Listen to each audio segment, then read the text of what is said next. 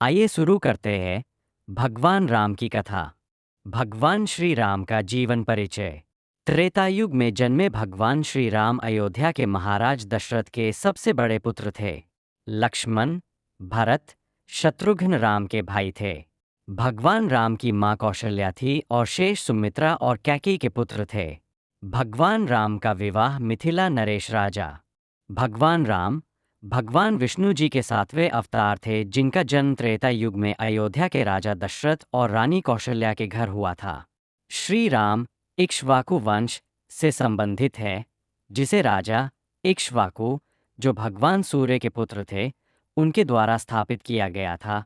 इस वजह से रामचंद्र जी को सूर्यवंशी राजा कहा जाता है। श्री रामचंद्र जी हिंदू महाकाव्य रामायण के मुख्य पात्र हैं और हिंदू धर्म के एक प्रमुख देवता है। विशेष रूप से वैष्णव परंपरा के मानने वालों के लिए वह महत्वपूर्ण है। एक शाही परिवार में जन्मे भगवान राम के जीवन को अप्रत्याशित परिस्थितियों जैसे 14 साल के वनवास और कई नैतिक दुविधाओं और नैतिक सवालों से आजीवन चुनौती का सामना करना पड़ा।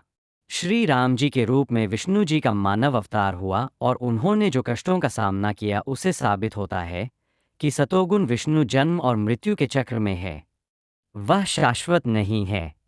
एक समय में भगवान विष्णु अपने निवास स्थान वैकुंठ में शेषनाग की शैया पर विश्राम करते हैं, तो दूसरी ओर वे पृथ्वी पर अवतार लेते हैं और मानव जन्म में दुख भोगते हैं। श्रीमद् देवी भागवत, दुर्गा पुराण और शिव महापुराण इस बात का प्रमाण देते हैं कि ब्रह्मा विष्णु शिव जन्म और पुनर्जन्म के चक्र में है, वे नश्वर है।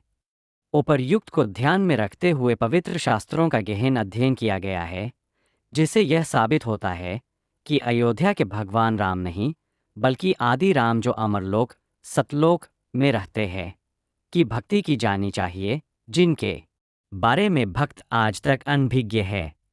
इसका उल्लेख सूक्ष्म वेद में किया गया है। हर कोई राम को याद करता है, लेकिन यह कोई नहीं जानता कि असली राम कौन है। एक आदि राम है जो अमर है और केवल वो ही भक्ति के योग्य है, जिनके बारे में भक्त समाज आज तक अनजान है।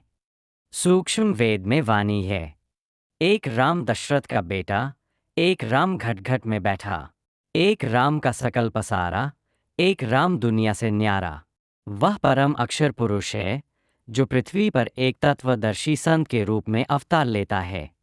वह अपनी प्यारी आत्माओं को सच्चा आध्यात्मिक ज्ञान प्रदान करते हैं और उन्हें मुक्त करते हैं। सूक्ष्म वेद अर्थात सर्वशक्तिमान ईश्वर कबीर जी की अमृतवाणी में उल्लेख है, प्राणी को सुख और शांति केवल सच्चे आध्यात्मिक गुरु की शरण में जाने से ही मिलती है, जो एक तत्वदर्शी संत की भूमिका निभाते हैं, क्योंकि वह सच्चे मोक्ष मंत्रों को प्रदान करते हैं और कसाई ब्रह्मकाल की जेल से छुड़ाकर आत्माओं का मोक्ष करवाते हैं। यह सुख और शांति भगवान विष्णु के निवास स्थान वैकुंठ में भी नहीं पाई जा सकती है।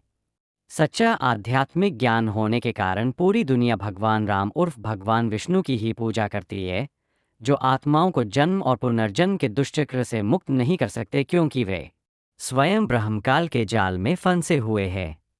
यह लेखन पाठकों को मर्यादा पुरुषोत्तम राम जी के जीवन का अवलोकन कराएगा, जिनकी पूजा मासूम भक्त युगों युगों से बड़ी श्रद्धा के साथ करते आ रहे थे, यह मानते हुए कि वह एक दिव्य पुरुष थे, जबकि महाकाव्य रामायण और अन्य पवित्र शास्त्रों के तथ्य यह स्पष्ट करते हैं कि आदि राम जो परम शाश्वत स्थान सतलोक के शिखर यानी 7वें आसमान में रहते हैं, वे अमर सत्पुरुष ही केवल पूजा करने के योग्य है।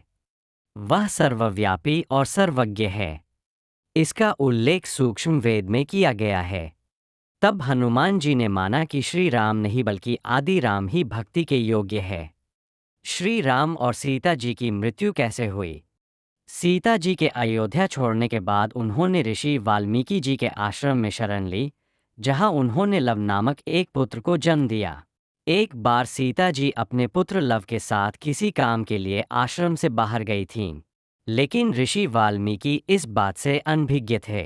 ऋषि जी ने सोचा कि लव कहीं खो गया है, और इस डर से कि वह सीता को क्या बताएंगे जब वह आश्रम लौटेगी और लव के बारे में पूछेगी, उन्होंने अपनी शक्ति से कुशाघास से एक लड़का बना दिया।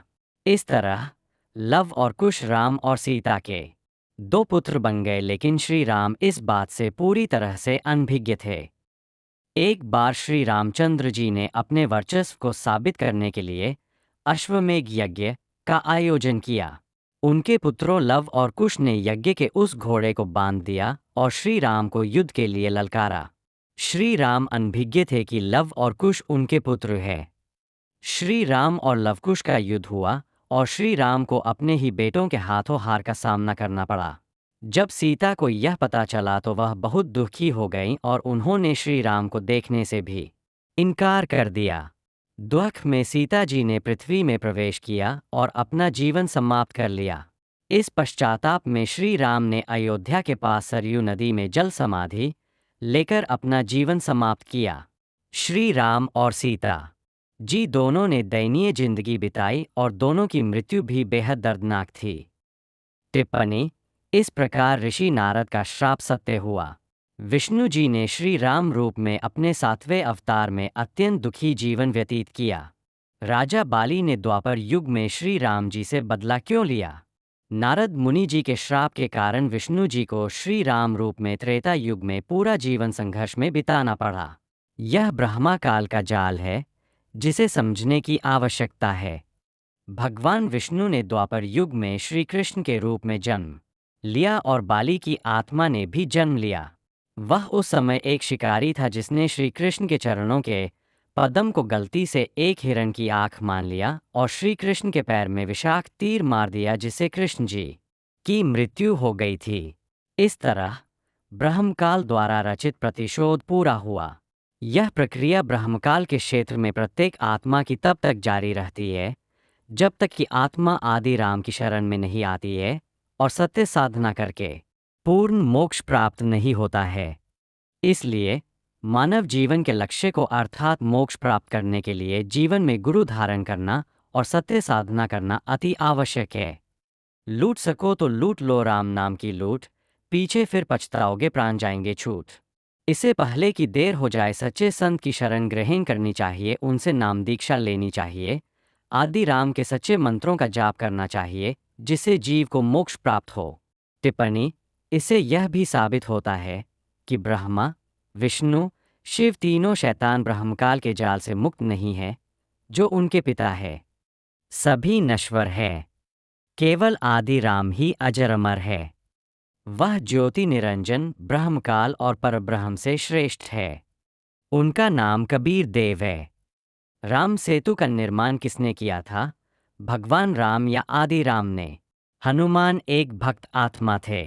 वह रामचंद्र जी द्वारा एक शांति दूत के रूप में लंका में अभिमानी शासक रावण को आत्मसमर्पण करने और सीता को राम जी को वापस लौटाने के लिए भेजे गए थे, लेकिन अहंकारी रावण ने उनकी बात को नहीं स्वीकारा और सीता को वापस करने से मना कर दिया। बाद में फिर युद्ध की यलगार हुई, परंतु अब विशाल महासागर लंका तक पहुंचने में बाधक बन गया। रामचंद्र जी लगातार 3 दिनों तक घुटनों पानी तक महासागर में खड़े रहे और समुद्र से रास्ता देने का अनुरोध किया, लेकिन सागर ने रास्ता नहीं दिया। इससे हताश होकर श्री राम ने अग्नि बाण को उठाकर पूरे समुद्र को जला देने का प्रण लिया। तब सागर ने ब्राह्मण का रूप धारण किया और हाथ जोड़कर श्री राम के समक्ष खड़े हो गए और क्षमा मांगी और श्री राम से कहा कि आपकी वानर सेना में जो 2 भाई नल और नील है, उनको अपने गुरुजी ऋषि मुनिंदर, सर्वशक्तिमान ईश्वर कबीर जी यानी आदि राम की कृपा से शक्ति प्राप्त है। यदि उनके हाथों से कोई भी वस्तु जल में डाली जाएगी तो वह डूबेगी नहीं बल्कि तैर जाएगी, लेकिन उन्होंने इस शक्ति को गर्व, अभिमान हो जाने के कारण खो दिया है। अब ऋषि मुनिंदर जी ही श्री राम की मदद कर सकते हैं। सर्वशक्तिमान कबीर जी सूक्ष्म वेद में बताते हैं, साधु दर्शन राम का, मुख पर बसे सुहाग। दर्शन उन्हीं को होत है जिनके पूर्ण भाग। श्री राम उर्फ विष्णु भी आदि राम के बच्चे हैं। उन्हें इस विषम परिस्थिति में भगवान कबीर साहेब के आशीर्वाद की आवश्यकता थी। श्री राम उर्फ विष्णु भी आदि राम के बच्चे हैं। उन्हें इस विषम परिस्थिति में भगवान कबीर साहेब के आशीर्वाद की आवश्यकता थी, इसलिए उन्होंने आदि राम को याद किया। परम अक्षर पुरुष कबीरदेव सेतुबंध पर ऋषि मुनिंदर के रूप में प्रकट हुए और ब्रह्मकाल को दिए गए। अपने वचन के अनुसार भगवान कबीर साहिब ने श्री राम की सेना के लिए राम सेतु का निर्माण किया। ऋषि मुनिंदर उर्फ आदि